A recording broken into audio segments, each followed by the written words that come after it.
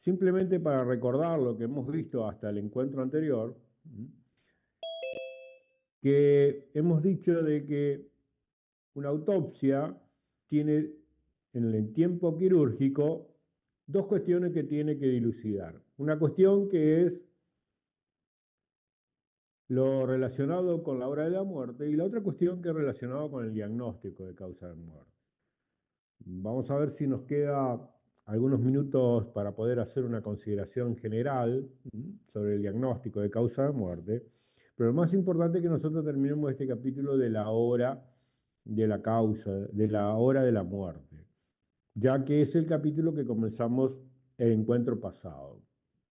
Dijimos que para determinar la hora de la muerte estamos tomando como modelo, como si tuviéramos un cadáver que está en un laboratorio y que todas las variables ambientales están constantes, es decir, no cambian, y lo único que está cambiando, la única variable que es la que se está modificando es el tiempo. Y estamos observando qué fenómenos hay en el cadáver que van ocurriendo y que nos van a permitir armar esa grilla que hemos visto, la grilla donde hacíamos el diagnóstico de la hora de la muerte. Y que teníamos tres periodos. El periodo inmediato, que era aproximadamente del momento que ocurre la muerte hasta la hora o 3 horas, y acá estamos planteando esta cuestión de rigor científico, es decir, que el cadáver va a evolucionar conforme a las reglas de la biología y conforme a las reglas de la física. Por lo tanto, va a depender no solamente del proceso que se va sucediendo biológicamente, ya que es un material orgánico, el cadáver, como procesos biológicos de transformación, sino que también por acción de las leyes de la física que están planteadas en el medio ambiente donde está el cadáver. Pero si nosotros pretendemos resumir este capítulo, que es muy extenso de la tanatología forense, es decir, de la autopsia, tenemos que hacer este modelo que es desde el punto de vista experimental, es decir, el modelo en el cual estuviéramos observando teóricamente un cadáver y que ese cadáver tiene todas las variables que están fijas y que la única variable que es modificable es el tiempo. Para lo cual dividimos en tres periodos: inmediato, mediato y tardío. Y dijimos que el primer periodo es desde el momento que ocurre la muerte hasta la hora 3 horas, y acá aparecen los rangos, que es en virtud de estas reglas biológicas. El segundo periodo de tiempo es entre esta hora a 3 horas hasta las 24 a 48 horas posteriores de ocurrida la muerte. Y el tercer periodo es cuando pasan las 24 a 48 horas, y ahí hasta que se destruye completamente el cadáver. Ya que el cadáver, desde el punto de vista biológico y por acción de las fuerzas de las leyes de la física, va a llegar un momento en que va a estar totalmente destruido.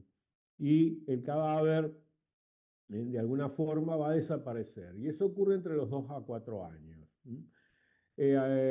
Vimos cuáles son los signos que van apareciendo en el cadáver y cuáles son los métodos en cada uno de estos periodos, y particularmente nos detuvimos mucho tiempo en este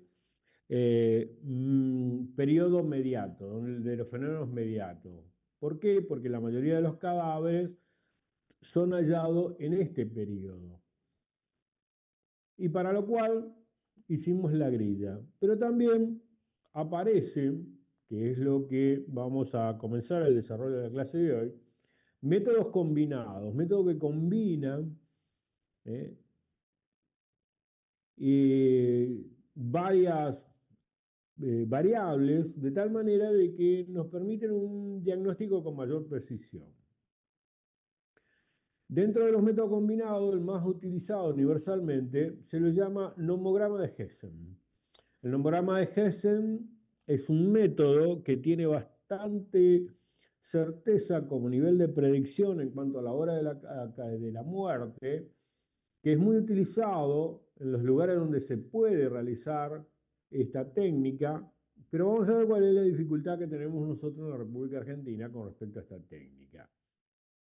El nomograma de Jensen es este diseño en el cual ustedes van a ver que en un eje tenemos la temperatura rectal, en el otro eje tenemos la temperatura ambiental, es decir, el ambiente donde está el cadáver, y la tercera variable es el peso del cadáver. Es decir, parece una técnica que tiene baja tecnología, que deja de ser subjetiva para ser objetiva, ya que instrumentalmente podemos medir todas estas variables, la temperatura rectal con un termómetro, como hemos dicho, un termómetro de alcohol, la temperatura ambiental con un termómetro que nos mida la temperatura ambiental y una balanza para pesar el cadáver. Es decir, tenemos tres variables que son objetivas, no son subjetivas, es decir, y que son variables que instrumentalmente las podemos medir. ¿Sí?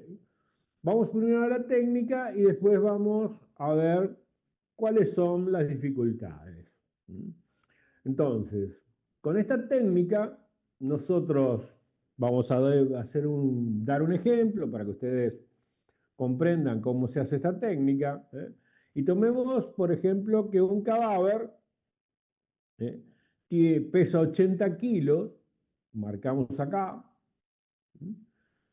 el peso, 80 kilos, que la temperatura rectal es de 33 grados, acá tenemos la temperatura rectal de 33 grados, y la temperatura ambiente donde está el cadáver es de 25 grados.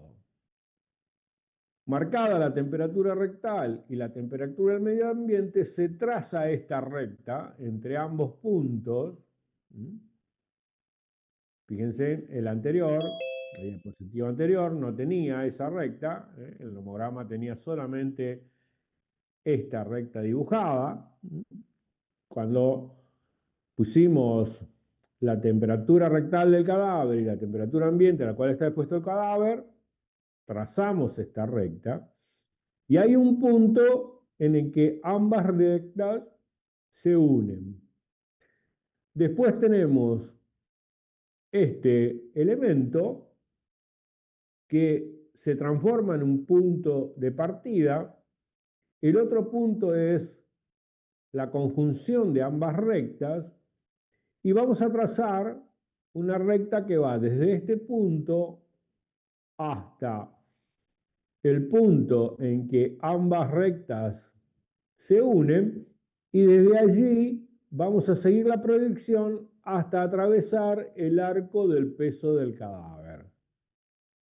Lo vamos a hacer y vamos a ver que nos va a dar como resultado que trazando esta recta va a haber un punto donde se une el arco del peso del cadáver. Acá tenemos los 80 kilos. Seguimos el arco de los 80 kilos y vamos a llegar a este punto de intercepción. ¿Qué es lo que nos da como resultado? Aproximadamente 10 horas, con un error más o menos 2 horas. Es decir, si vamos a utilizar esta técnica, vamos a informar de que el tiempo de la muerte está entre 8 a 12 horas. Ese es el rango del intervalo post-mortem. Es una técnica objetiva, utiliza instrumentos para su medición, tiene mucha predicción, porque tiene un error más o menos 2, por lo tanto tiene bastante nivel predictivo, es muy fácil de hacer, pero ¿cuál es la dificultad de por qué no se puede hacer en la Argentina?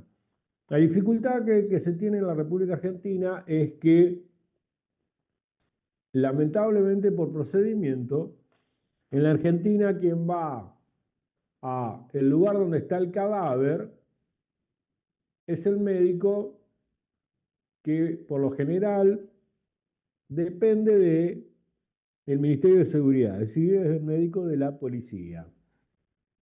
Ese es el médico que es convocado cuando en un caso hay un cadáver, es el médico que va a ir a ese lugar a constatar de que el cadáver y poder diagnosticar allí, en el lugar del hecho, la causa de la muerte. Si no puede hacer un diagnóstico de la causa de la muerte, lo que va a hacer ese médico es indicar que se haga la autopsia. Entonces el cadáver se va a trasladar a la morgue judicial.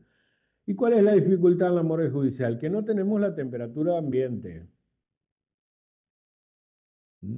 Y que a su vez, supongamos que nosotros le decimos que tome la temperatura ambiente al médico ese que va a constatar la muerte, por el simple hecho de que el cadáver se traslade, va a cambiar la temperatura rectal. Por lo tanto, pierde el valor predictivo cuando llegue a la morgue judicial. Y es ahí donde no se puede utilizar esta técnica, excepto que el médico que va a constatar la muerte pudiera tener un termómetro de alcohol para tomar la temperatura rectal. ¿Qué nos faltaría? Pesar el cadáver. Y eso es lo que no se puede hacer en el lugar del hecho, porque trasladar una balanza al lugar del hecho ya es una gran dificultad. Es casi imposible hacerlo. Pero esto se podría superar tomando la temperatura rectal, tomando la temperatura ambiente en el lugar del hecho, trasladar el cadáver. Pero ¿qué pasa con el peso? Que nosotros dijimos que en el periodo inmediato uno de los fenómenos cadavéricos que suceden es la deshidratación. Entonces eso hace cambiar el peso del cadáver. Porque un cadáver, desde el momento en que se examina en el lugar del hecho, viene la unidad de traslado, se traslada hasta la morgue judicial, pasa mucho tiempo y por lo tanto pierde este valor predictivo. Es decir, una técnica que tiene bastante nivel de predicción en la República Argentina no puede ser utilizada por esta característica operativa. Entonces, ¿qué se hace? Y se hace con otras técnicas para asociar a lo que hemos visto en la grilla que teníamos de este periodo. Recuerden que estamos en el periodo inmediato, donde teníamos los signos cadavéricos más significativos, la temperatura del cadáver, la rigidez cadavérica, la deshidratación cadavérica, el enfriamiento cadavérico, que bueno, la temperatura, y las livideces. A todos esos signos del cadáver, de cual el único instrumental es la temperatura del cadáver, el resto son subjetivos, es decir, son conforme a lo que el observador ve del fenómeno y a la semiología del cadáver. Aparece, esto fue en la década del 60, el análisis químico de los fluidos del cadáver. Y esto se llama tanatoquimia. Pero es un método combinado, es un método que asocia a todo lo que vimos la clase pasada un análisis de laboratorio. Y vamos a contar la breve historia para que ustedes comprendan en qué es lo que se hace hoy. Cuando comienza esto en la década del 60, el año 1960, a estudiarse desde el punto de vista bioquímico los fluidos del cadáver, comienza un análisis de todos los elementos que se miden desde el punto de vista bioquímico. Hidrato de carbono, grasas, proteínas, electrolitos, todos los elementos que se pueden analizar en el ser humano vivo, se empiezan a analizar en el cadáver. ¿Y qué se observa como resultado? Que no sirve ninguno. ¿Por qué no sirve ninguno? Porque tienen comportamiento errático. Los niveles de azúcar en sangre, de una sangre cadavérica, son erráticos, así colesterol, proteína, el que quieran, tiene niveles erráticos. Entonces no sirven. Pero ¿cuál es el único que fue prosperando y cada vez se fue utilizando más y es el que se utiliza particularmente? El análisis de los electrolitos, pero no de todos los electrolitos, porque pasa lo mismo con los electrolitos, es decir, hay una gran variabilidad, hay un solo electrolito que es el que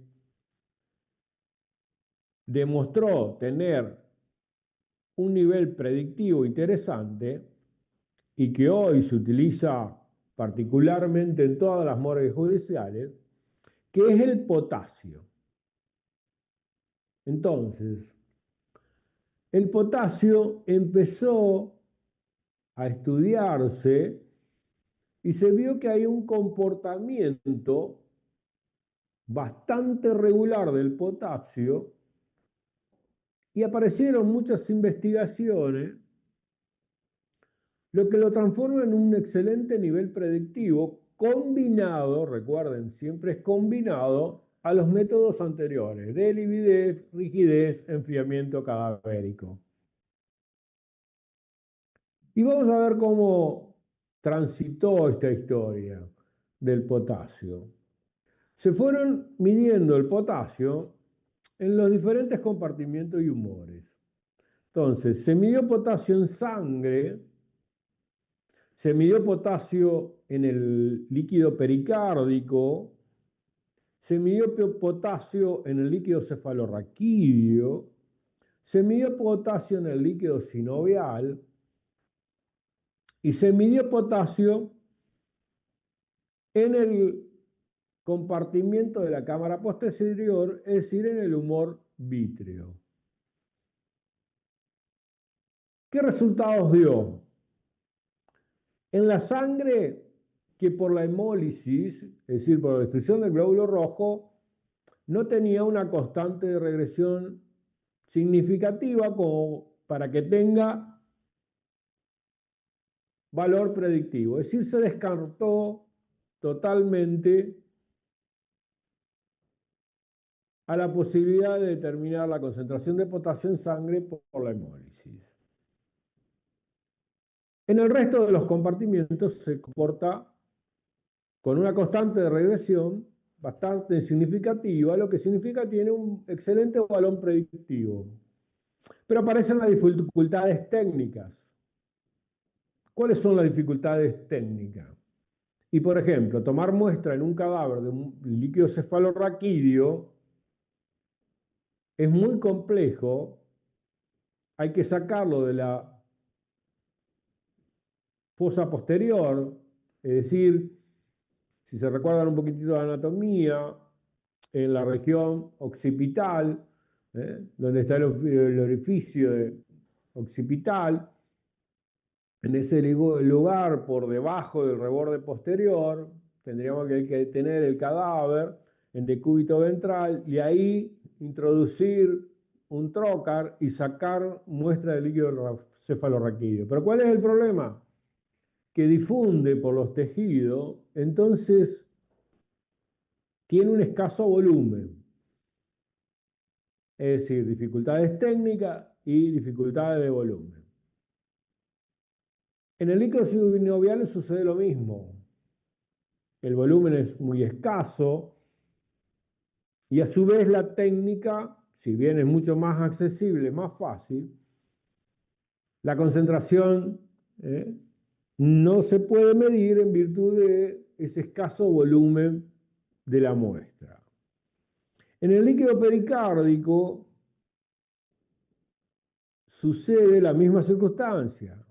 Es decir, tomar muestra de líquido pericárdico a un cadáver no es fácil la técnica, es muy compleja y por lo general se hace a cielo abierto. Es decir, se hace cuando el cadáver está abierto, lo que significa de que ese compartimiento hay que abrirlo, del pericardio, para tomar muestra de líquido pericárdico.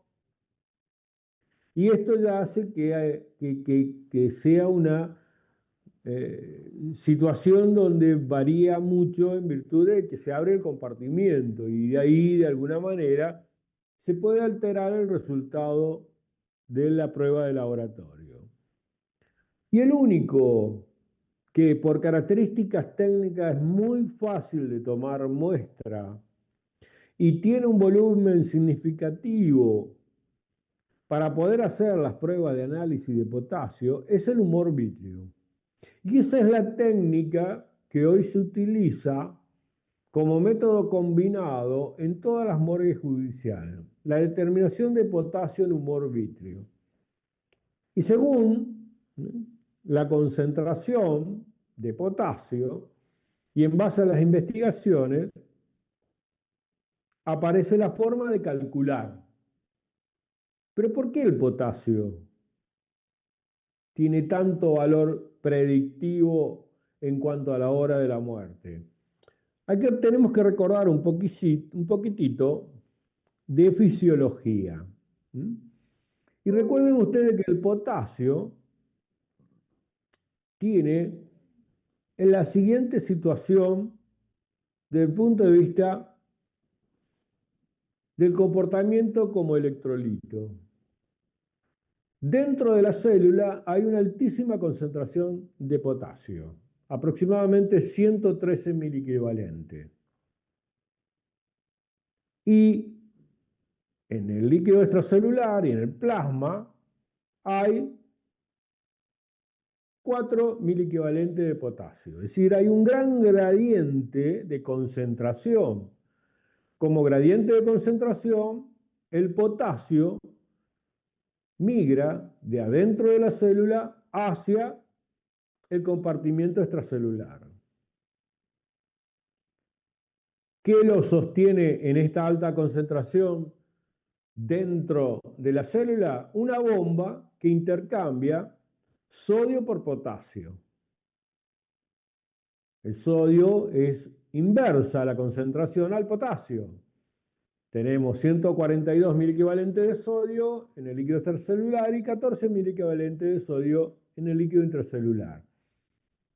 También esta cuestión, por gradiente de concentración, hay una bomba de sodio y potasio que hace que el potasio esté en alta concentración dentro de la célula y baja concentración del sodio. El sodio no nos interesa, nos interesa el potasio. Esa bomba, obviamente que funciona porque necesita energía en vida. ¿Qué sucede cuando ocurre la muerte? Cuando ocurre la muerte, no existe más la bomba, no funciona mal, y el potasio empieza a salir al líquido extracelular, que tiene la misma concentración de plasma, 4 miliequivalentes. Pero ¿cómo sale este potasio? ¿Sale así en forma explosiva? ¿Sale todo para afuera? La respuesta es no. ¿Por qué? Porque la célula, por más que está muerta, no hay una ruptura de la membrana celular, como para que estalle la célula, como si fuera un globo nada más, que para hacerse una representación literal, estalla la célula y sale todo este potasio afuera al líquido extracelular. Sino que se mantiene durante un tiempo, se mantiene la membrana celular ¿Y qué va pasando con este potasio? Va filtrando la membrana, porque hay una alta concentración adentro de la célula, va filtrando por unos canales que hay en la membrana celular para salir al líquido extracelular, porque acá la concentración es muy alta dentro de la célula. Esa medida que va saliendo el potasio dentro de la célula, cuando ocurre la muerte, se puede medir con la concentración de potasio porque hay una constante que se llama, que es la forma en que va saliendo este potasio de adentro de la célula a el líquido extracelular. El humor vítreo se comporta, como un compartimiento extracelular, porque no hay célula en el humor vítreo. Es un compartimiento que tiene una solución, que esa solución es como un gel, pero en el gel no hay células. Por lo tanto, se comporta como un espacio extracelular. Todas las células que rodean a este compartimiento, cuando ocurre la muerte, empieza a difundir el potasio hacia ese humor vítreo. Entonces nosotros, si tomamos la muestra de humor vítreo, podemos medir la concentración extracelular de potasio.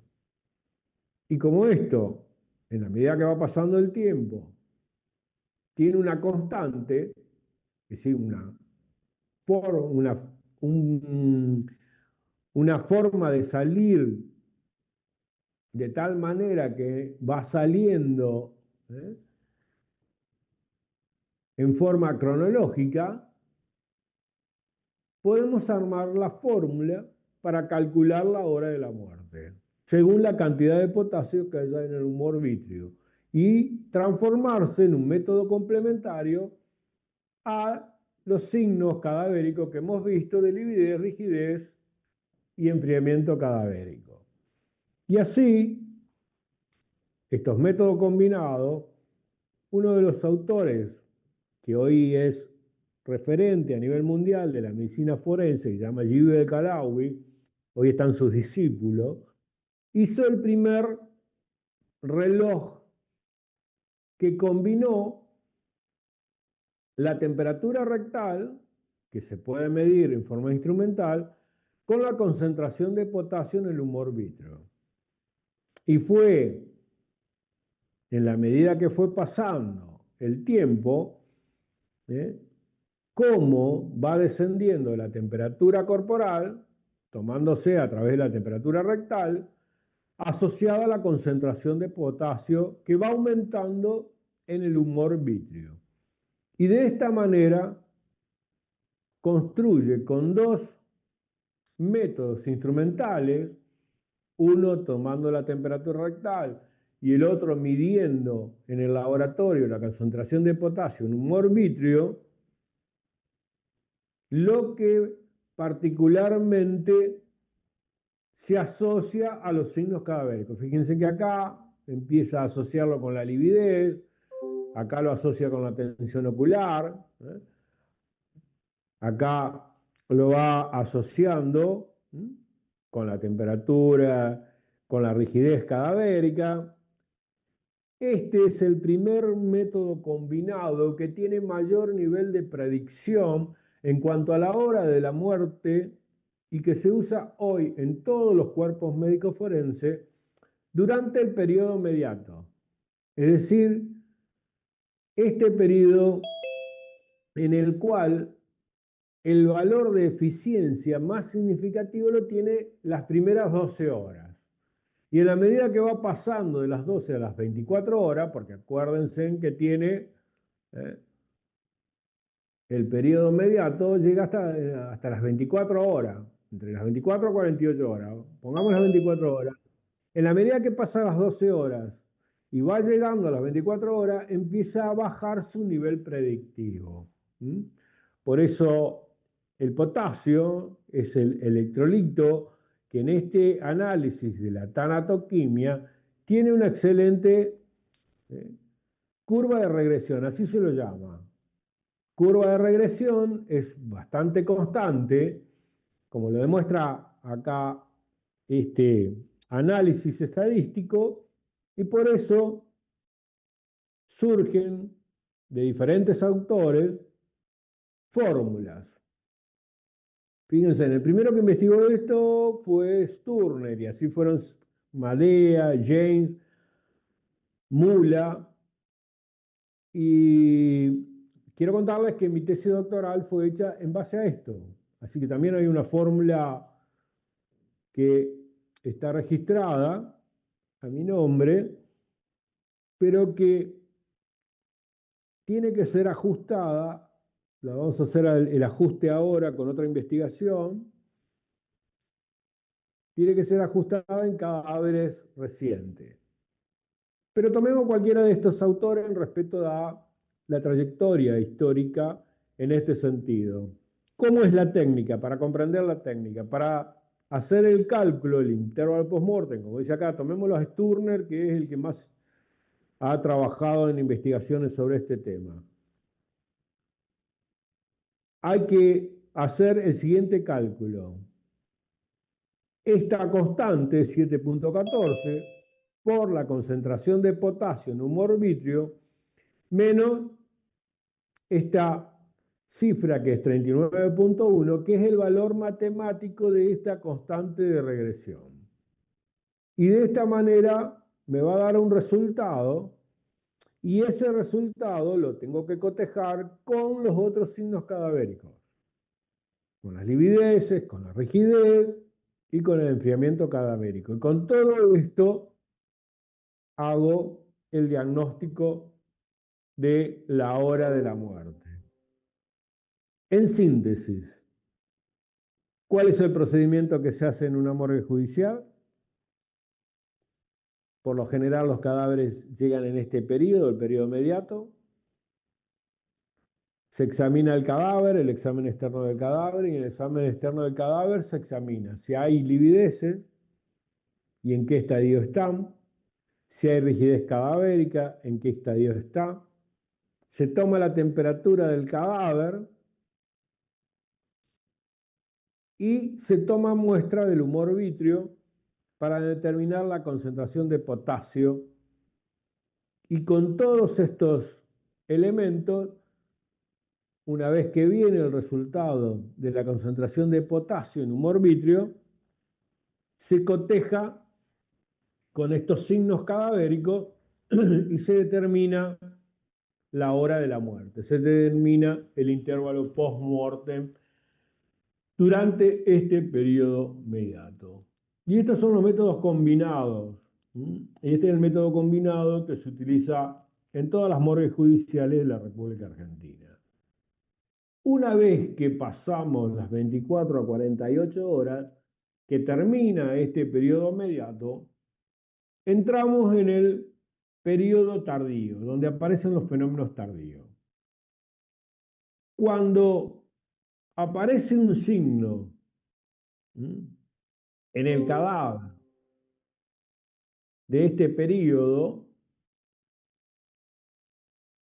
nos va a traer dos conclusiones. La primera conclusión es que si aparece ese signo, ya lo vamos a ver, implica que el cadáver, en el cadáver, terminó el periodo inmediato, el anterior. Es decir, que todo lo que vimos hasta acá del periodo anterior ya no se chequea más, ya no importa más.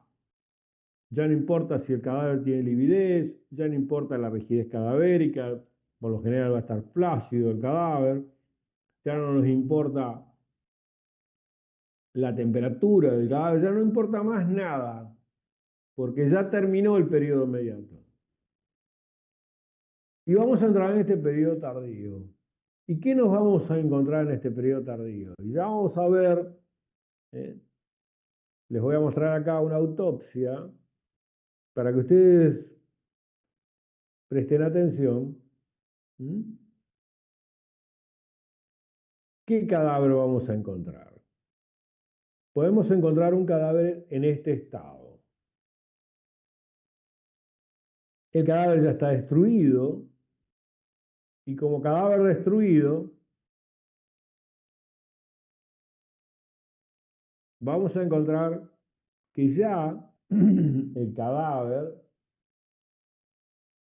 no va a presentar ninguno de los signos cadavéricos que hemos visto en el periodo anterior. Vamos a encontrar acá elementos como son huevos de insectos y una destrucción del cadáver donde ya hace muy dificultosa. Ahí tenemos, estas son larvas de mosca, eso es lo que están viendo, estos como granos de arroz, son larvas de mosca, y un cadáver que está completamente destruido, producto de la destrucción cadavérica que caracteriza a este periodo. Es decir, hasta acá no habían actuado ningún destructor del cadáver. Porque recuerden que el periodo inmediato está mediado por la ausencia de el latido cardíaco, lo que hacemos diagnóstico de muerte, el movimiento respiratorio, pero no había ningún proceso que caracterizara el periodo inmediato. El periodo inmediato, que es el anterior que vimos, ¿cuál era la característica fundamental? La autólisis. Este periodo, que es el tardío, es el periodo destructivo. Es decir, el periodo que va a llevar a la destrucción total del cadáver, como hemos dicho, entre 2 a 4 años. Y es el que particularmente está dominado por los fenómenos biológicos. Pero vamos a ver que los cadáveres pueden evolucionar en forma distinta.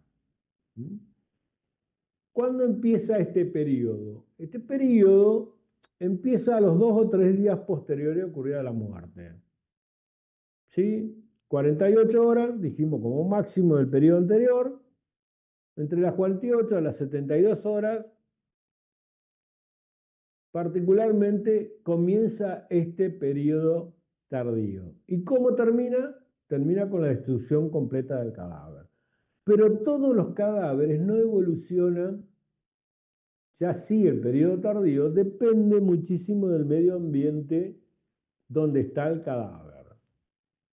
Y está fundamentalmente caracterizado este periodo por los procesos biológicos. Y vamos a ver qué le puede pasar a un cadáver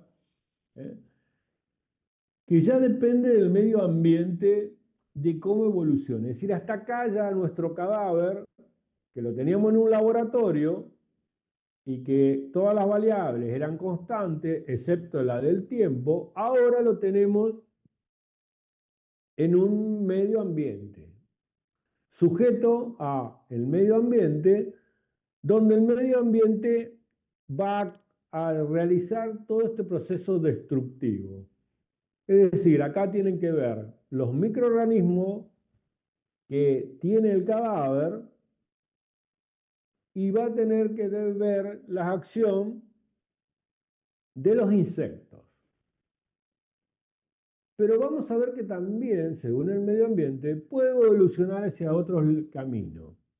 Lo que sí tengamos en cuenta que un cadáver, cuando evoluciona hacia un determinado camino, va a terminar por ese camino, no va a poder ir saltando de un camino hacia otro. Vamos a ver cómo cuáles son los procesos naturales. Así se lo llama a este fenómeno tardío como procesos naturales. Es decir, exclusivamente por la acción del medio ambiente. No hay acá la mano del hombre ni nada que lo lleve en este sentido. Por ejemplo, si nosotros ponemos un cadáver, que es lo que comúnmente ocurre, dentro de un féretro para inhumar ese cadáver, y a su vez dentro del féretro de metal se coloca una sustancia que es el formol, este cadáver va a tener una evolución dentro de ese féretro que no es la que vamos a ver acá. Que no es la que vamos a ver acá. Porque acá son procesos naturales, procesos en los cuales depende exclusivamente del medio ambiente. Según dónde quedó el cadáver. Y vamos a ver que uno de los procesos naturales son lo que se llaman conservadores. Dijimos que el cadáver que vimos anteriormente en la filmación de la autopsia es el proceso destructivo del cadáver. Lo que todos sabemos que desde la biología ocurre en la mayoría de los cuerpos desde el punto de vista biológico, que es la putrefacción. Pero sin embargo, hay procesos naturales de conservación de cadáveres. ¿Cuáles son estos procesos naturales de conservación que puede evolucionar un cadáver? Un proceso de conservación natural se llama corificación. ¿Qué es la corificación? La corificación es cuando el cadáver se deshidrata y, producto de la exposición a un medio ambiente rico en níquel, en sales de níquel, se transforman los tejidos en lo que literalmente ustedes conocen como el cuero de los zapatos. Bueno, así se transforma el cadáver. Vamos a ver un cadáver corificado. ¿Cómo es un cadáver corificado? En la filmación de una autopsia. Este es un cadáver corificado. Fíjense en el estado que está este cadáver.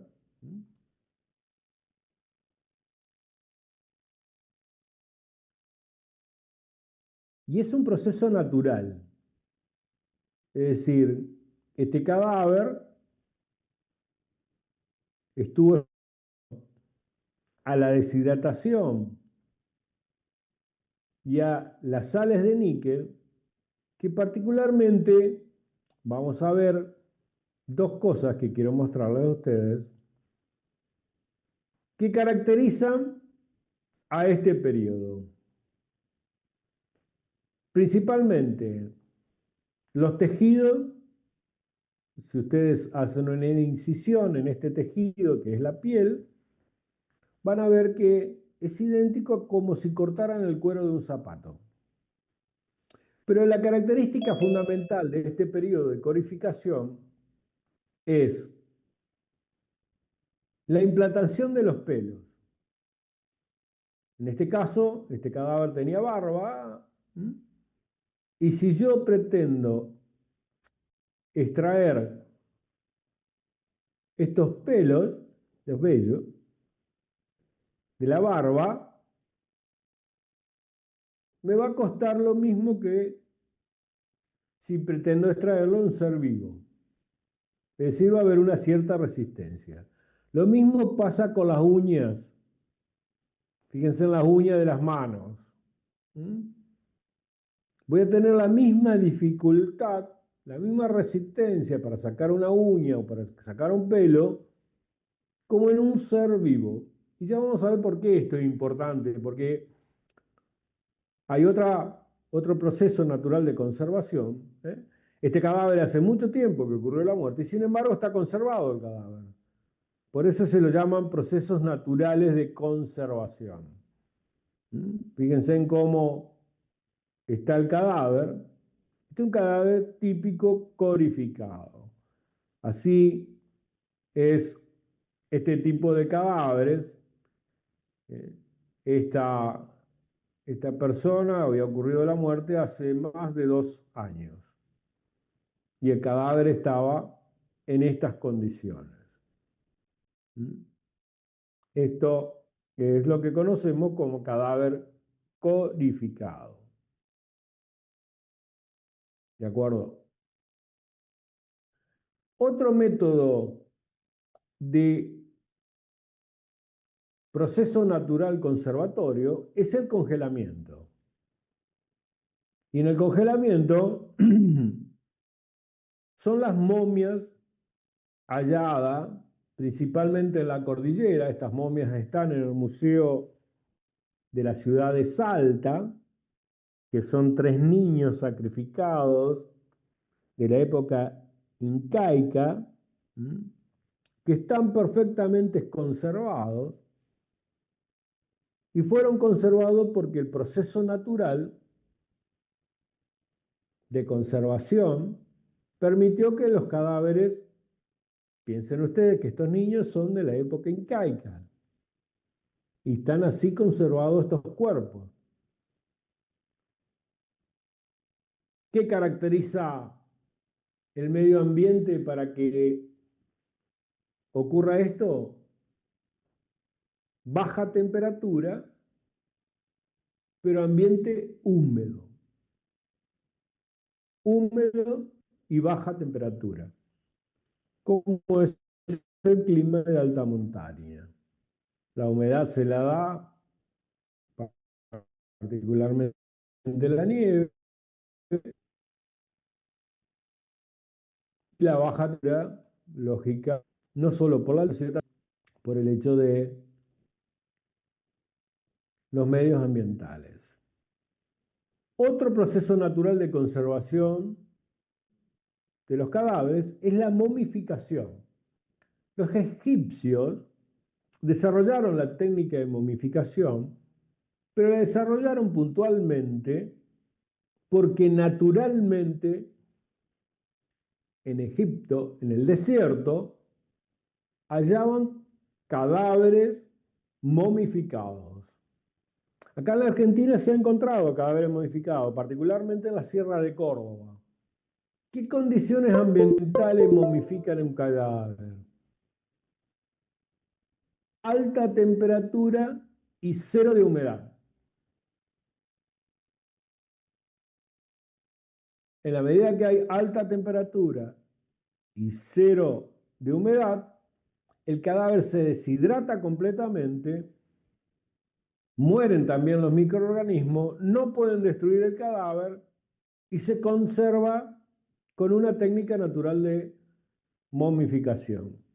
Y acá arranca la diferencia entre el cadáver corificado, porque parecen lo mismo. Fíjense en esta fotografía del cadáver momificado a un cadáver corificado. ¿Se acuerdan el que vimos la filmación?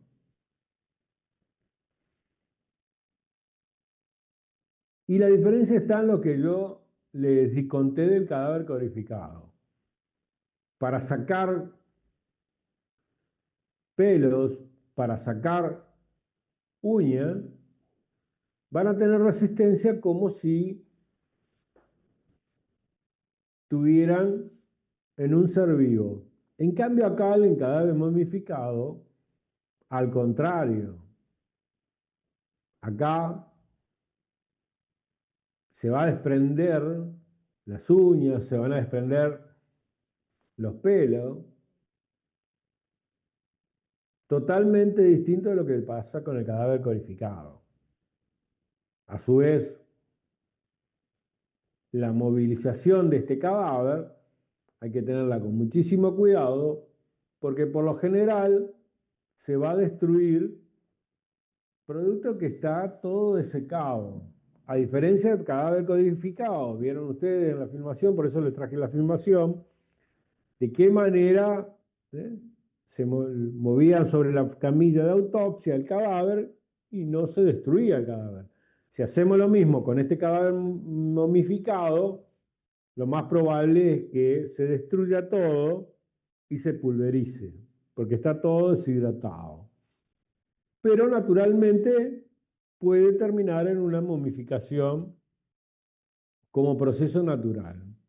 Y el último proceso natural, que se lo llama conservatorio, pero realmente es bastante, está en la clasificación como proceso natural conservatorio, que es la saponificación. Tenemos que tener mucho cuidado con tener, si bien la clasificación internacional así lo acepta, difícilmente veamos un cadáver conservado, sino que un cadáver que está en esta circunstancia, ahora les voy a mostrar a ustedes lo que es un cadáver con este proceso de saponificación, es, yo llamaría un estado intermedio entre un proceso conservatorio y un proceso destructivo. ¿Cuál es la fisiopatología de la saponificación? Es una transformación de las grasas, llamada adiposira, que cuando está en un medio donde hay sales calcáreas, esas grasas se transforman en jabón a partir de una larva que produce esta transformación en calcium. Es decir, esta transformación de las grasas saponificadas por altas concentraciones de sales calcáreas y que a su vez actúa esta larva, transforman el cadáver en un cadáver gasificado. Vamos a ver este cadáver que tenía ese proceso para que ustedes puedan ver lo que significa un cadáver gasificado.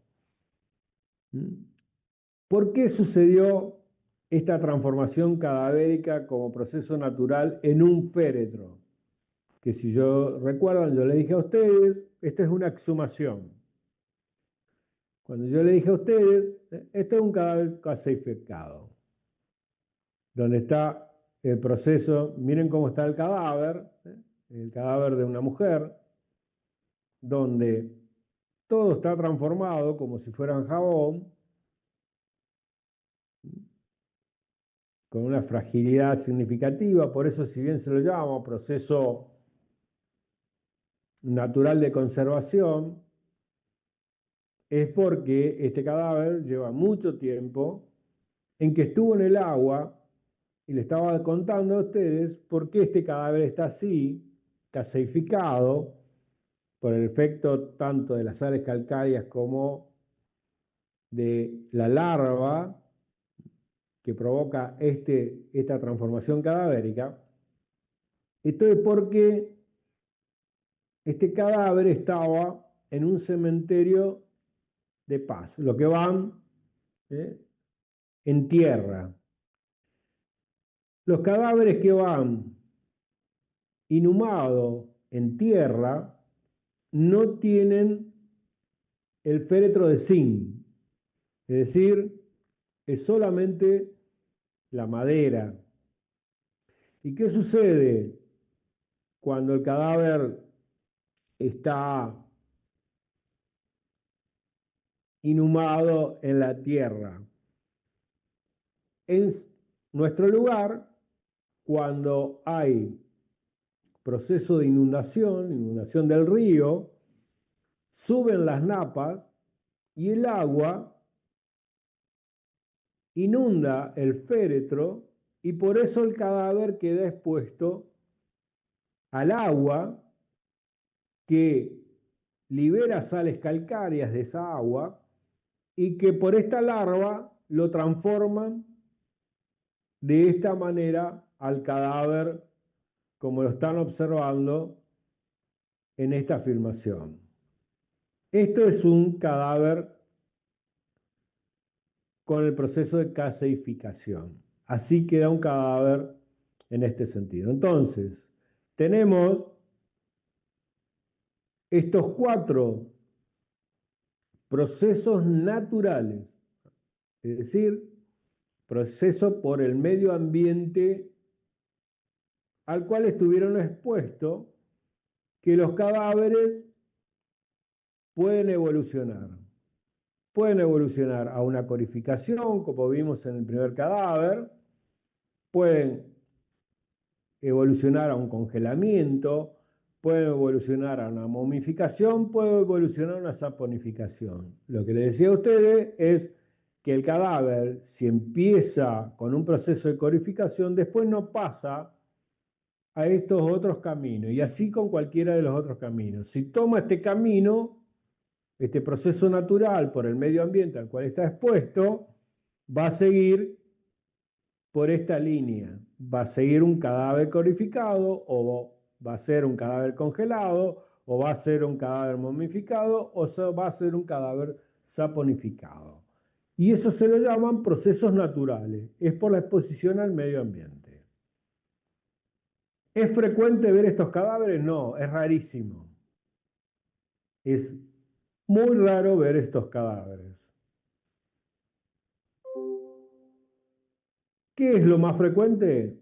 El proceso destructor, que es el que le pasa al 99% de los cadáveres y mucho más en nuestra zona.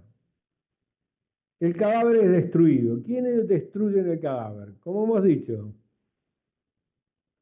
es destruido por los microorganismos. De acá no es el medio ambiente. Es decir, destruido primero por los microorganismos que tiene el propio cadáver, y el fenómeno se lo llama de putrefacción, que es como evolucionan el 99% de los cadáveres y mucho más en nuestra región. Es decir, en el fenómeno tardío vamos a encontrar que el 99,9% de los cadáveres evolucionan por este proceso de transformación cadavérica. Y esto es lo que yo les decía a ustedes, de que cuando vamos a analizar el periodo de putrefacción, que comienza ahí a las 48, 72 horas después de ocurrida la muerte, y aparece la mancha verde. Si un cadáver tiene una mancha verde, principalmente en el abdomen,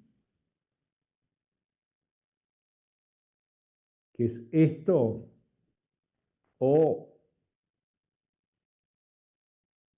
esta mancha verde en el abdomen, o la mancha verde aparece en la fosa ilíaca derecha, el lugar donde está el apéndice, nos está indicando en este cadáver que todo lo anterior,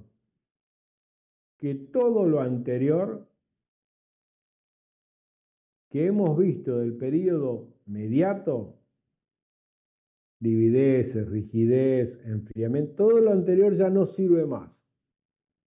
Ya no se utiliza más todo lo anterior. Lo que hemos visto de tanatoquimia, es decir, tomar muestra del humor vitrio para hacer el análisis de la terminación de potasio, ya no sirve más. Aparece esta mancha verde y todo lo del periodo mediato que hemos visto no sirve más. ¿Y qué nos está indicando? Y nos está indicando que ya pasaron 24 a 72 horas. ¿Y esto quién lo produce? Lo producen los microorganismos. Los microorganismos que tiene el cadáver, que lo están destruyendo. ¿Mm? Y que ahora vamos a transitar cómo continúan destruyendo el cadáver. El próximo paso es el periodo enfisematoso. Es decir, los microorganismos ahora, por la destrucción cadavérica, producen gas y ese gas queda en los compartimientos del cadáver. Por eso ustedes muchas veces escucharán que cuando una persona se ha ahogado y no encuentran el cadáver, siempre la expectativa es que pasado estas 48 a 72 horas, por el proceso de putrefacción que también se da en el agua, porque son los microorganismos que tiene el cadáver, ese cadáver flote, producto del gas que se está produciendo por los microorganismos. Entonces, el periodo enfisematoso está caracterizado por el gas. ¿En qué lugar es más manifiesto este gas? En las zonas laxas. Las zonas laxas son los párpados, los genitales externos, particularmente los testículos. Entonces, vamos a encontrar en un cadáver, y fíjense en este cadáver que tiene livideces cadavéricas, acá ya no nos sirve más estas livideces cadavéricas, y que tiene este periodo enfisematoso. Es decir, vamos a ver un agrandamiento de las bolsas escrotales. En las mujeres puede haber una prominencia de los labios mayores en la región genital y vamos a encontrar que los párpados también están distendidos como en esta región genital. Eso nos está indicando que ya pasó entre 3 a 5 días de ocurrida la muerte y que estamos en pleno periodo enfisematoso. El cadáver prosigue el proceso y ya vamos a ver qué pasa cuando hace entre 5 a 10 días de ocurrida la muerte. Todo esto lo producen los microorganismos y aparece el periodo flictenular.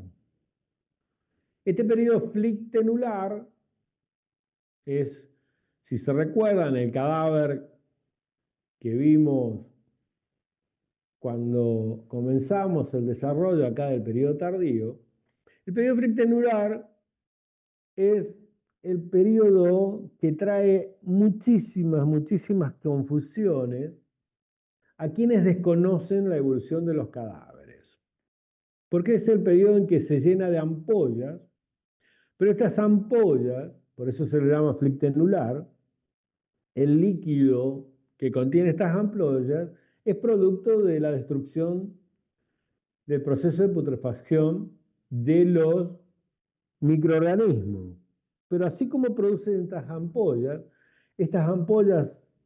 se revientan, sale líquido, pero estas ampollas son de color sanguinolento y destruyen muy significativamente la región del rostro, donde particularmente en la región del rostro hay una deformación tal que hasta hace irreconocible el cadáver. Entonces vamos a ver cadáveres como este registro que estamos viendo acá. La región de cabeza y cuello totalmente oscura. Hay dibujo de la trama vascular venosa, fíjense en cómo está dibujada, reforzada, porque es el canal por el cual se difunden los microorganismos y van atacando los tejidos, por eso hay un dibujo de la trama vascular venosa. Estas son flictenas, ¿ven? Como ampollas, están reventadas y de color rojo, y parece como que se le prendió fuego al cadáver, y se quemó el cadáver. Entonces, quien desconoce que esto es un proceso cadavérico, que no tiene nada que ver, no tiene absolutamente nada que ver con que el cadáver fue quemado o tenía quemaduras, sino que es un proceso de destrucción cadavérica, malinterpreta estos signos cadavéricos y piensa de que en vida esta persona fue flagelado, la quemaron, y que por eso tiene todas estas ampollas. Y más aún, hay salida de fluidos cadavéricos por la fosa nasal y por la cavidad bucal. Estos son fluidos cadavéricos que tienen tinte rojizo. ¿Por qué? Porque los microorganismos están destruyendo la hemoglobina, que es lo que le da la coloración al glóbulo rojo, de tinte de ese color. Y al estar haciendo esa acción, genera la salida de fluidos que parecen sangre. Entonces, quien desconoce este fenómeno cadavérico puede decir que a esta persona en vida le propiciaron golpes en la fosa nasal, en la cavidad bucal, y por eso hay sangre que sale de la fosa nasal, y no es nada de eso. Esto es un proceso cadavérico que genera la salida de fluidos de tinte sanguinolento, y que quien desconoce los fenómenos cadavéricos los malinterpreta como que son lesiones. Por eso, hacer interpretación de signos cadavéricos hay que tener un conocimiento acabado de lo que le puede suceder al cadáver en forma natural. Acá son los microorganismos, acá no hay acción de ninguna persona, ningún tercero. Y es un fenómeno cadavérico. Recuerden que estamos acá con un cadáver de este tipo de aproximadamente entre 5 a 10 días de ocurrida la muerte. Si ustedes tuvieran la foto en vida de esta persona, verían de que no puede ser reconocida en virtud de este proceso de putrefacción cadavérica. Y lo que les decía a ustedes, del periodo que ocurre entre 3 a 5 días, del periodo enfisematoso, fíjense en los párpados, están totalmente edematizados, pero esto es producto de un fenómeno cadavérico y no producto de golpes. ¿Mm? Todo es fenómeno cadavérico. Pero este es un cadáver que no estuvo expuesto al sol. Un cadáver que está expuesto al sol tiene este mismo proceso, pero acompañado de deshidratación, y lo vamos a ver así. Este es un cadáver que está en un periodo de putrefacción cadavérica, donde también tiene el efecto de la acción, particularmente de haber estado a la intemperie, donde vamos a ver estas larvas de insectos que son lo que caracterizan también al próximo periodo de este tipo. Y vamos a ver acá ciertas cuestiones que también, es decir, este cadáver tiene un tiempo de muerte entre 5 a 10 días, pero es totalmente distinto al registro fotográfico que vimos anteriormente. ¿Por qué? Porque este cadáver estaba expuesto a la intemperie. El otro cadáver no estaba expuesto a la intemperie. El otro cadáver, que es el que vimos anteriormente,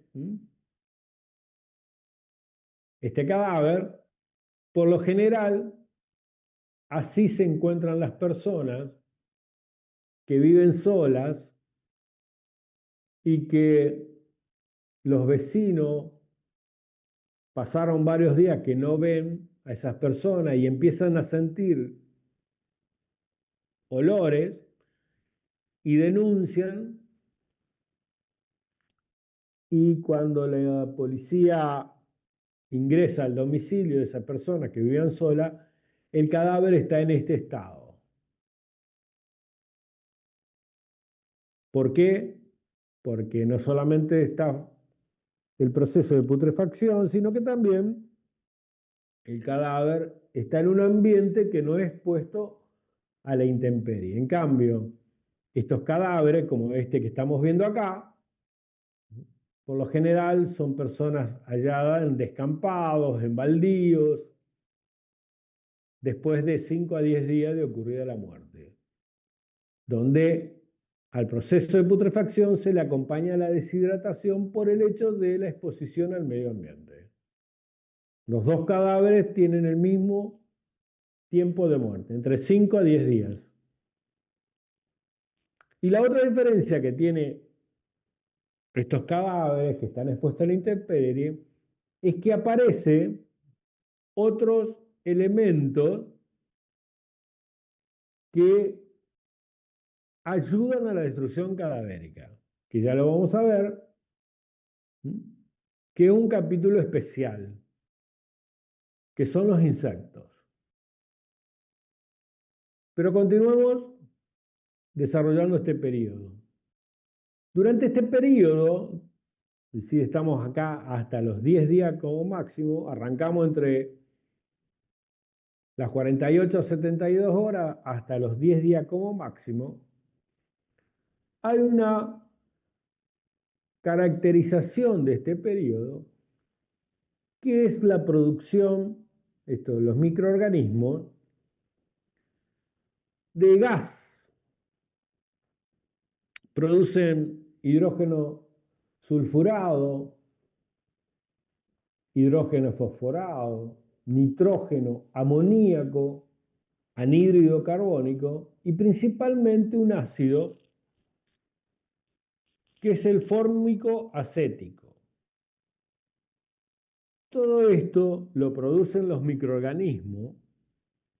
¿Y qué es lo que tiene un altísimo valor para la criminalística? Que en virtud de este fenómeno cadavérico que va produciendo gases y ácidos, y ese es el olor característico de este proceso, de este periodo, perdón, recuerden, estamos entre las 48 y 72 horas y los 10 días. Es lo que permite, desde el punto de vista criminalístico, lo que a lo mejor muchos de ustedes pueden haber visto en los medios de comunicación, que hay perros adiestrados que detectan cadáveres. Este fue un caso muy relevante, Anaí Benítez, fue en Buenos Aires, donde había desaparecido esta adolescente, y que, es decir, porque lo podemos exponer, porque ya tiene sentencia firme, la habían violado y luego le habían producido la muerte a esta persona de 16 años y la habían enterrado. Y los perros adiestrados ubicaron el cadáver.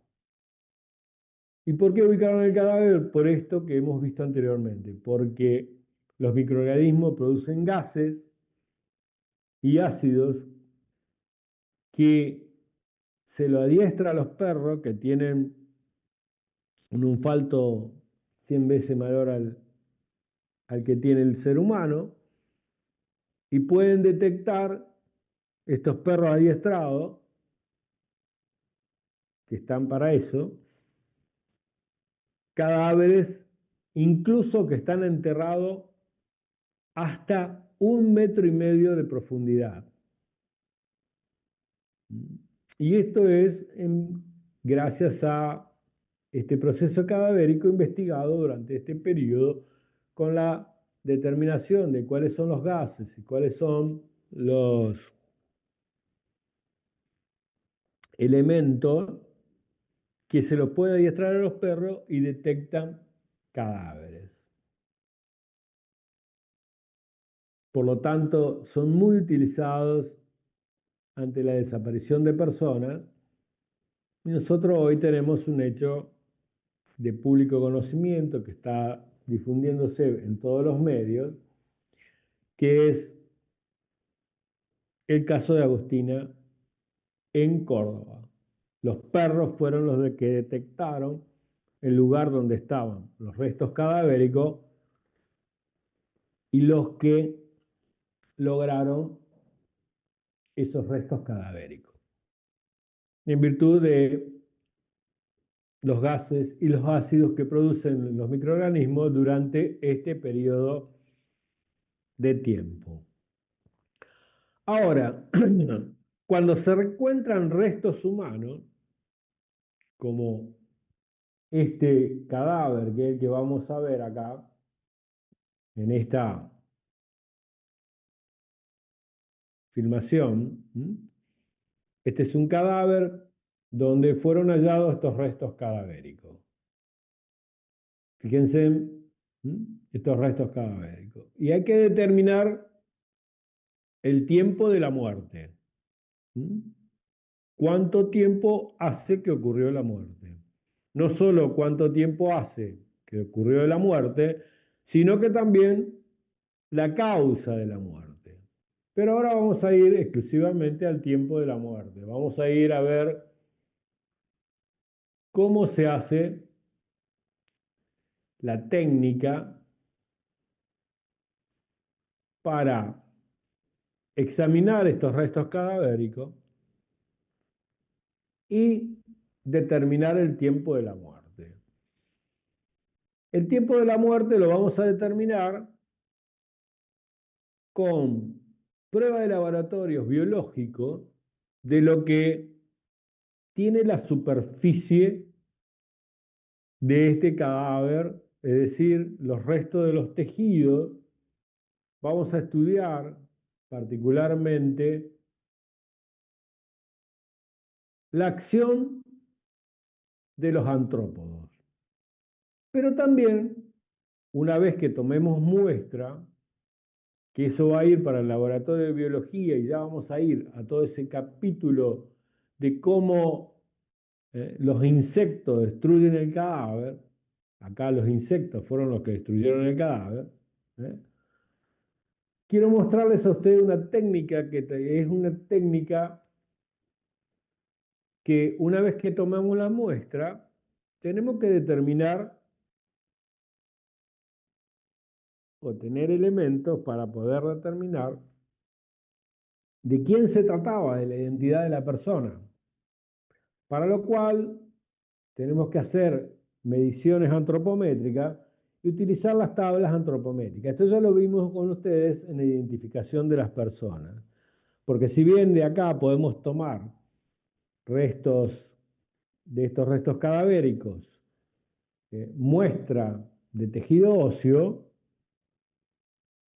para sacar ADN, en la médula del tejido óseo vamos a tener, para poder hacer determinaciones de ADN, recuerden que el ADN es una técnica comparativa, es decir, necesito que la familia que denuncia la desaparición de una persona, tomarle muestra para cotejarla con el ADN de estos restos cadavéricos para ver si se corresponde y se trata de esa persona. Por lo tanto, tenemos que hacer métodos antropométricos y de paso, el método antropométrico nos va a permitir hacer un examen más exhaustivo que a lo mejor nos puede dar como resultado cuál pudo haber sido la causa de muerte. ¿Qué técnica se utiliza acá? Una técnica anatómica, una técnica que se utiliza en los museos de anatomía, que es la de la técnica de osificación, es decir, la limpieza del cadáver a partir de una técnica de inmersión. Fíjense en lo que tenemos acá, todos estos restos cadavéricos, y van a ver ahora este cadáver, después que hicimos la técnica de inmersión de todos estos restos cadavéricos. Previamente se tomaron muestras para los laboratorios, ya queda así esqueletizado y limpio. Una vez que queda esqueletizado y limpio para ser examinado, presten atención lo que aparece. Aparecen dos orificios en la región de la cabeza y aparece una falta de tejido óseo en la calota y que tiene un borde neto de corte. Entonces, esta persona en vida se le hizo una trepanación de cráneo.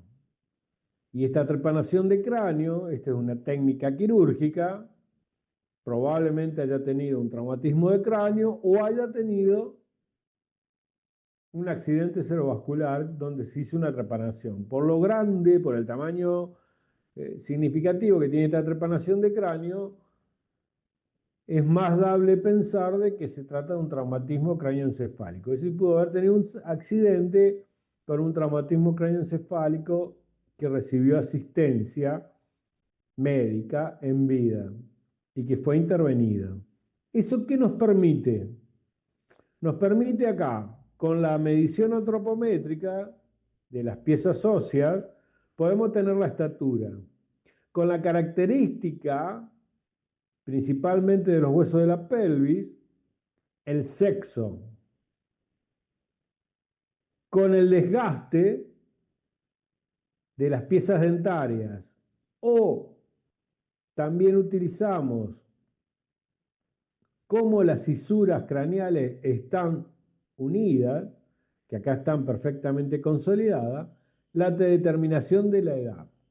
Entonces, con estos elementos, después de esta técnica anatómica, en la cual tenemos acá las piezas óseas, podemos decir estatura, sexo, edad aproximada y características especiales como ser que fue intervenido quirúrgicamente de la cabeza y que esa intervención quirúrgica de la cabeza pudo ser producto de un traumatismo cráneoencefálico, por eso falta una pieza importante de la calota craneana.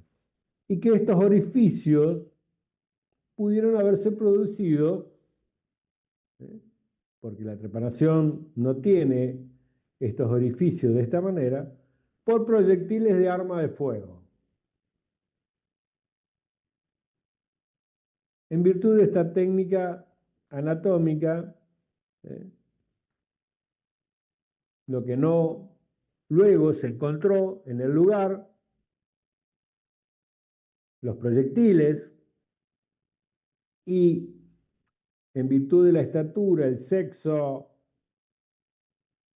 y la edad, y esta cuestión es vinculada con la trepanación del cráneo, ahí es como se arma nuevamente las piezas anatómicas. Eso permitieron identificar y que aparezca los familiares, y con los familiares se hicieron las pruebas de ADN y correspondían a la persona de quien en vida era familiar que estaba desaparecido. Todo esto a partir de esta técnica que hace la investigación del cadáver. Bien. Dijimos que particularmente con estos restos, y pasados los 10 días en que volvamos al intervalo postmortem, dijimos que teníamos en el periodo tardío, entre las 48 y 72 horas a los 10 días, todo por acción de los microorganismos que destruían el cadáver por este proceso de putrefacción. Pero si el cadáver está expuesto en la intemperie, y a veces también sucede dentro de las casas, como hemos dicho, la diferencia que teníamos del cadáver deshidratado del cadáver no deshidratado, puede actuar los insectos. Y con los insectos aparece una disciplina que se llama entomología forense, que es una ciencia, una rama, mejor dicho, de la biología, que estudia a los insectos, ya que los insectos son los que a partir del día 10 de ocurrida de la muerte hasta el último día en que destruyen completamente el cadáver, son los insectos lo que hacen esa destrucción cadavérica. Los últimos insectos que destruyen el cadáver pulverizado son los ácaros. Es decir, desde el día 10,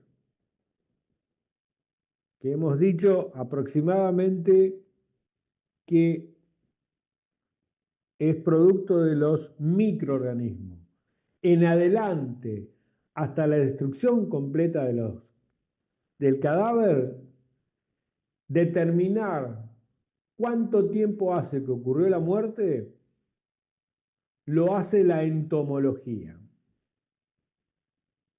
Y todo cuerpo médico forense tiene un entomólogo forense, que tiene una técnica específica que no solo es tomar muestra del cadáver, de los restos cadavéricos, sino que esas muestras hay que tomarlas en el lugar donde está el cadáver, así no se tiene que trasladar el cadáver, y que las muestras tomadas del cadáver, una vez que el cadáver se retira del lugar donde fue encontrado, se siguen dejando trampas para seguir tomando muestras de insectos que están en el medio ambiente. Y con ese análisis se determina cuánto tiempo hace que ocurrió la muerte. Porque hay una cronología de los insectos que atacan el cadáver. Es decir, son diferentes, se la llaman a esta cuestión, diferentes cuadrillas que van atacando al cadáver. Y que pueden atacar al cadáver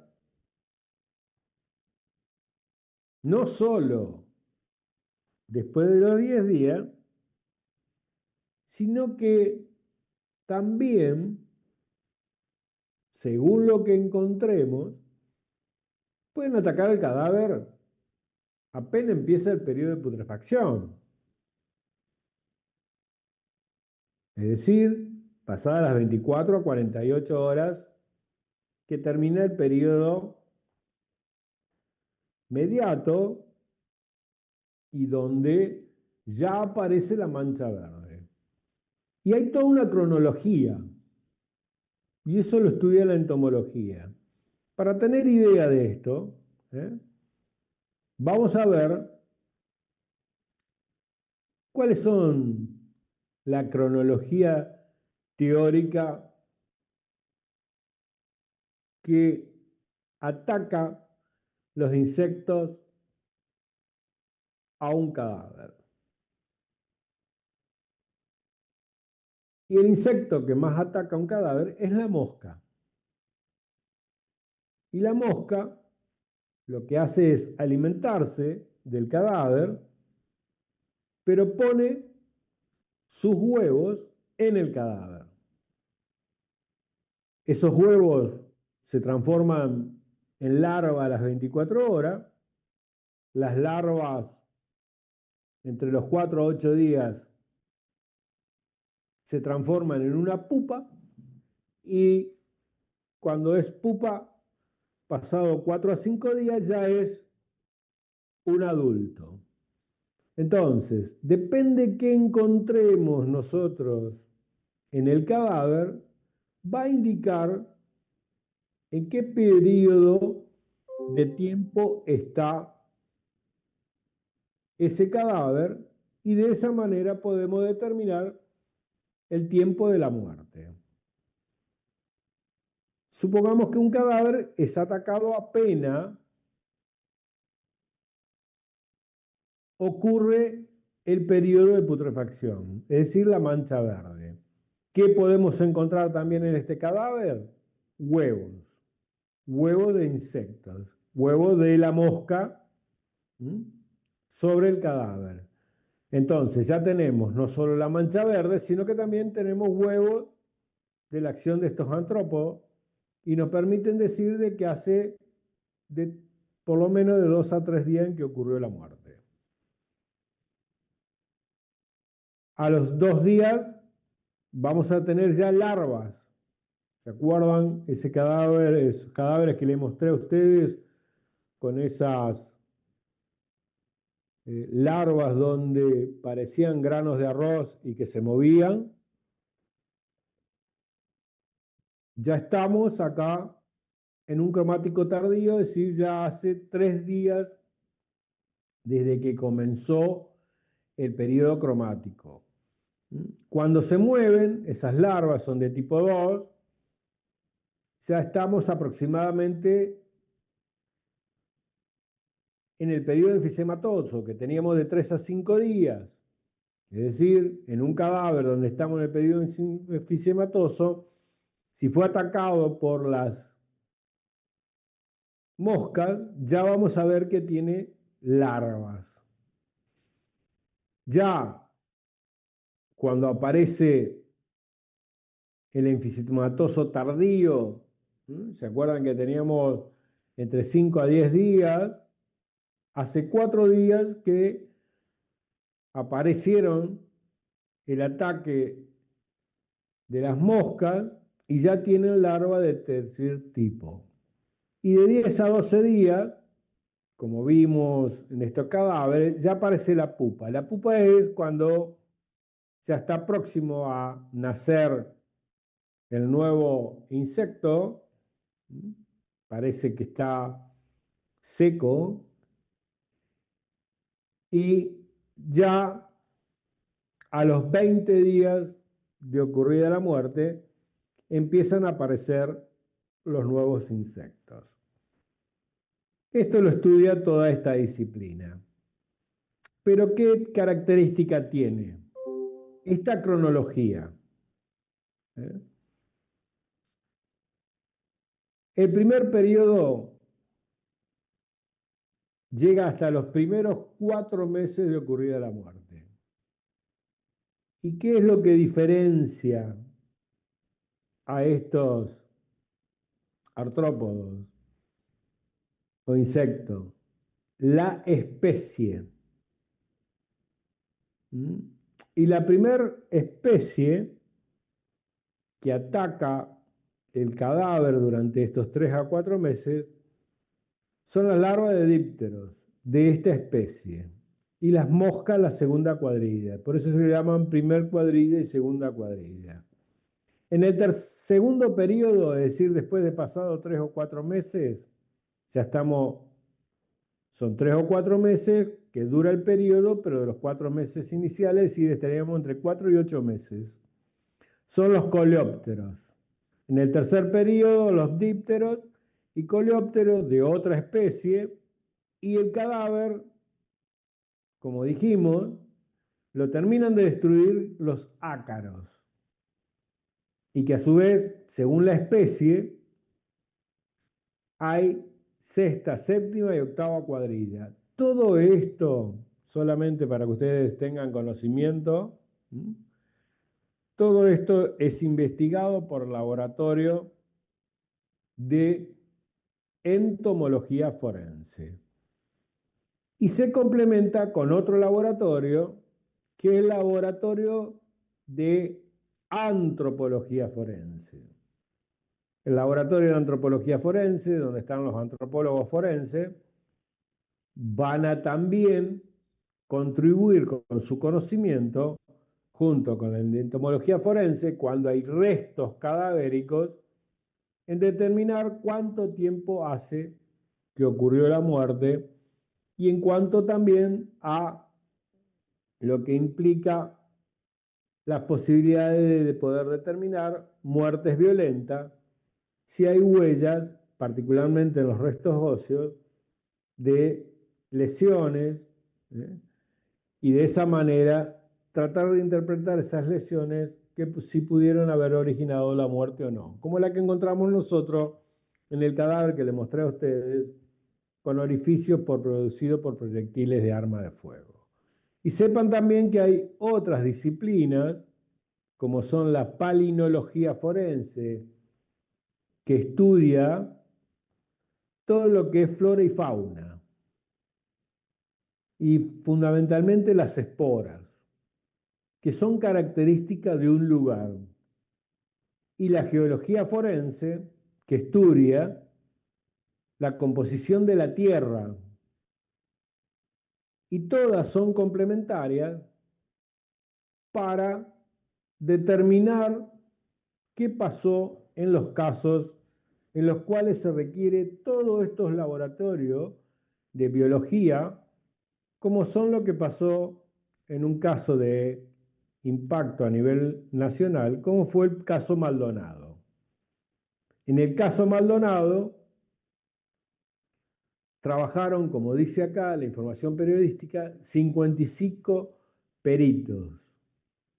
Es decir, que la investigación de la hora de la muerte y la causa de la muerte no solo es una cuestión de la medicina forense, sino que también es una cuestión de otras disciplinas que forman parte del equipo forense, de la medicina forense, pero que son disciplinas de la biología. Las vuelvo a mencionar. Las cuatro más utilizadas son entomología forense, que estudia los insectos; antropología forense, que estudia las características evolutivas de los restos óseos; la panilología forense, que estudia flora y fauna y las esporas; y la geología forense, que estudia la composición de la tierra. Y a su vez, desde el punto de vista investigativo, para que ustedes se hagan una dimensión de cómo muchos casos necesita de la ciencia para ser resuelto, hay un área específica que forma parte de la hidrología.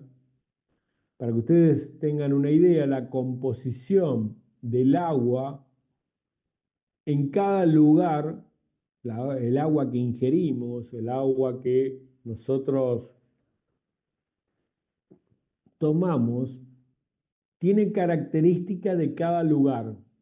Y las características de cada lugar permiten determinar en un cadáver, según el contenido de agua, buscando la particularidad de estudiar esa característica del agua, de lo que tienen los tejidos, el lugar donde estuvo la persona, según el perfil de la ingesta de agua.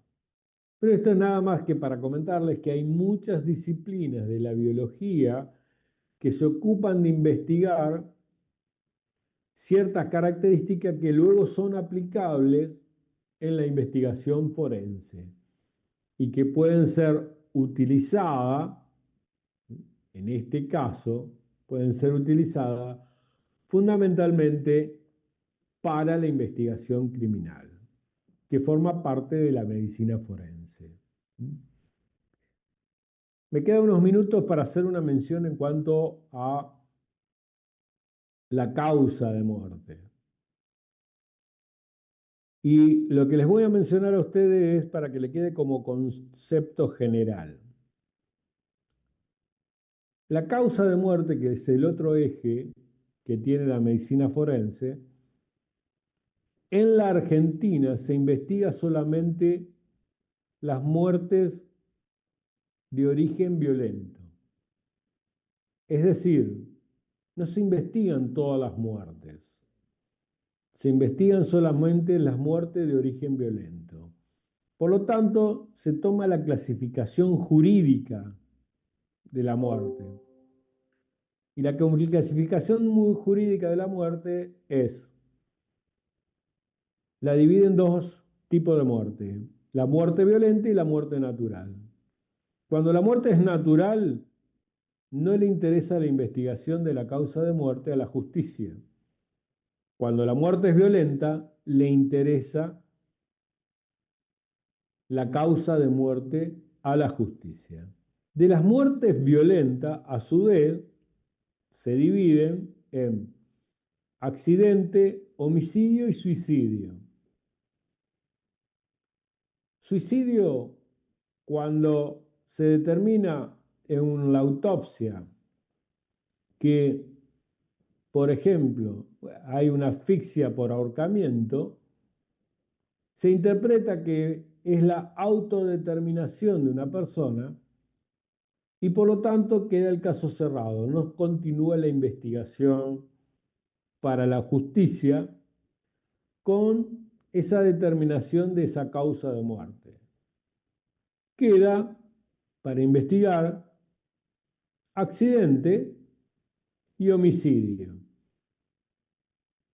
Accidente, la muerte, por lo general, es por lesiones.